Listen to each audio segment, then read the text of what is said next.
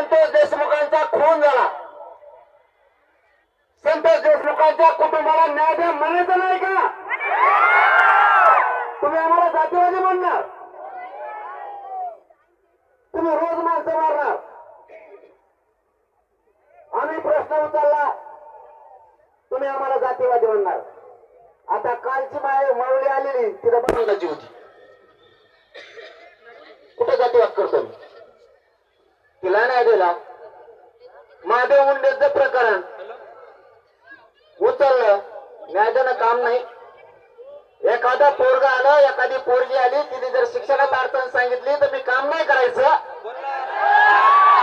एखाद्याने मला अन्याय सांगितलं, मी काम नाही करायचं. मग तुम्ही काम केलं तर तुम्हाला जातीवादी समजणार.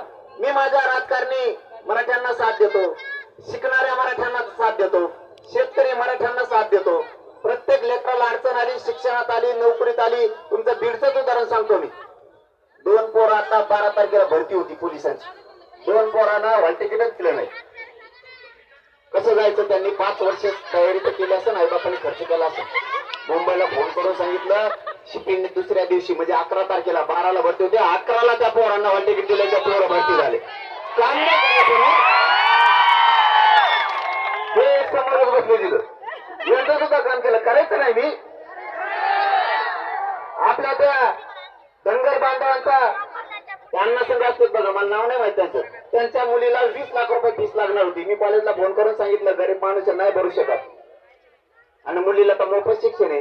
हसन मुश्रीफ साहेबाला सांगितलं मोफत शिक्षण केलंय आणि मग फीस कसं काय घेता?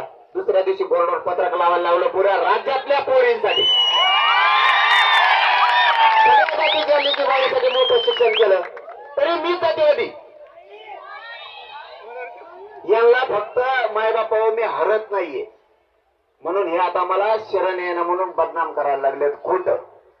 आणि काही पण तर 8 दिवसाला 2-4 टपोचे उठवते, कुठून येते कुठून नाही. आणि ते माझ्या विरोधात बोंबत आहेत. त्यांना तुम्ही करता नीट म्हणा.